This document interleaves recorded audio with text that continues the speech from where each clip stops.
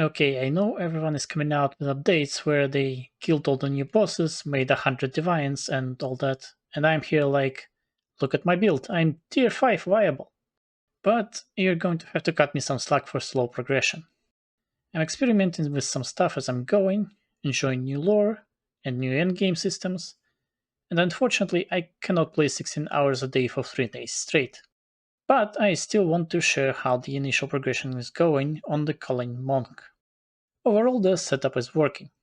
I'm able to cull monsters from 100% HP, and it's pretty easy and cheap to get going thanks to Death Blow gloves, combined with the Way of Stone Fists on martial artist. They provide additional 30 to 40 culling threshold if you called recently, which combined with Miris Oxar Helmet, Bounty Hunter Cluster on the tree, and Culling Strike 2 support add up to over 186% increased Culling Strike threshold, which is what you need. In fact, these gloves eliminate the need to pick up Hunting Companion, which at this stage I would have had to pick up manually, spending 4 passive points. Don't have to do it with the gloves. And whenever I get a Corrupted Helmet with Uprolled Culling Threshold and Max Roll Gloves, I can eliminate Culling Strike 2 for extra support gem on my culling skills. But that's not a priority right now. I tried a few different skills for culling.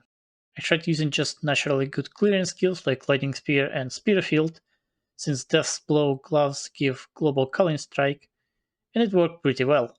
Then I tried Lightning Warp, and I think in terms of clear speed, it's an absolute winner. But unfortunately, it's basically Flicker Strike, and I can't play it for long periods of time without getting motion sickness. So I had to pass on it. I ended up liking the new Detonate Living skill, linked with Spell Cascade for AoE clear. I also use Caldawick to generate charges for charge regulation and for a single target.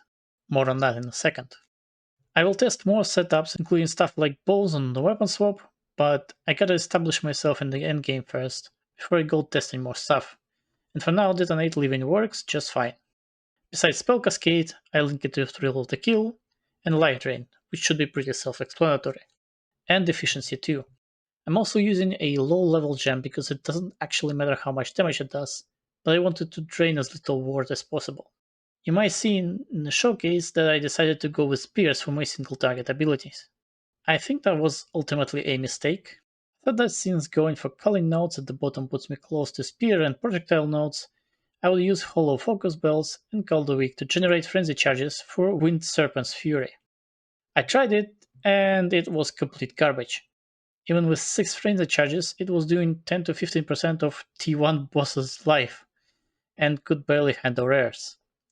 So I had to respec again, after respecing from the Twister build earlier, and started checking on other frenzy charge consuming abilities. In hindsight, I should have just gone over to Quarterstaff and built it to Falling Thunder, with power charges, but at this point I'm committed to spears I guess, so I'm going to make this work. I settled on using Glacial Lance for a single target. It's not spectacular, but it works, and I like how it freezes and chills things for safety, since I'm playing hardcore. Links are Retreat 2, that I'm broken with Cultawick, Elemental Armament 3, Cold Penetration, since I don't have Rakiatas yet, and Ice Bite 2. As the sixth link, I'm probably going to use either Freeze or Deliberation. To generate charges, I'm using Caldawick on Hollow Focus spells. Linked with Caldawick, I have Culling Strike 2, which gives me the buff necessary to cull normal monsters from full life. Yes, that means I need to use it every 20 seconds while clearing, but I want to do it anyway for charges.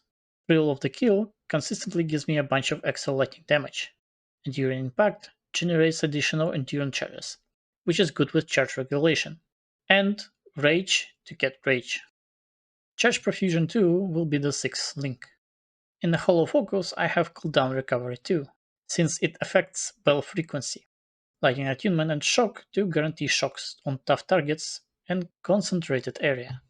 This last one makes bells spawn close to me, which means I can stay near the boss, poke it with Caldawick to get rage, the bells spawn near and always get prioritized by Caldawick, which shocks the boss and gives me charges. Then I spam Glacial Lance until I run out of charges. Like I already mentioned, charge liberation gives some nice buffs for having charges, at the cost of consuming them every 10 seconds. I'm also using Combat Frenzy to refund some of the frenzy charges when I freeze enemies, to spam more lances, linked to charge profusion too. Finally, Ghost Dance is actually still okay if you invest heavily in evasion, which I am. It's linked to cooldown recovery too, and precision, which I'm not sure is necessary, but it's not like I have a better use for 10 spirit right now anyway. When I get some extra spirit, I would like to use the War Banner for more damage. On the passive tree, I'm currently heavily invested in defense, because hardcore. I would say evasion deflection setup feels a lot more solid in 0.5 than it did in 0.4. I am actually able to get some solid numbers even this early, and I am not having constant heart attacks while mapping.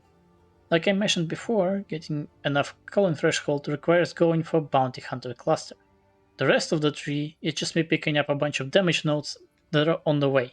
On weapon set 1 for all the skills except Detonate Living, and a bunch of AoE and cast speed on weapon set 2 for Detonate Living. It's almost certainly not the most efficient use of weapon sets, but it does the job for now and I'll figure out something better later. Right now I'm working towards the CTA cluster for the bells and Ghost Dancer, and then I'm finally going to start picking up a lot of damage nodes. On the Ascendancy I'm using Hollow Focus, Runic Meridians, and the Way of the Stone Fist. Runic Meridians are really good for getting resists right now, and in the future there are a bunch of very good runes this league, so I will likely keep it. The fourth Ascendancy will most likely be Hollow Resonance, for extra damage when calling bells. There are a few things I would like to point out for the future of this build. First of all, Deathblow gloves are actually an Azamite unique, which means that the new rune that can extract unique mods will work on them. I actually haven't yet seen anywhere what that rune does to the gloves, but there is nothing notable on them other than Culling Strike, so it's probably either just Culling Strike or some amount of Culling Threshold, which would be insanely good. On the other hand, Horror's Flight transformation with Way of the Stone Fist completely removes Culling synergy on them, so that puts into question whether I even want to use them at all. It will depend on whether the skill they give is actually good or not. But currently I'm just going to progress the Atlas, push levels and upgrade my rare gear. If you're also experimenting with Coldfish Call stacking, share what you have found in the comments. And other than that, good luck with your progression.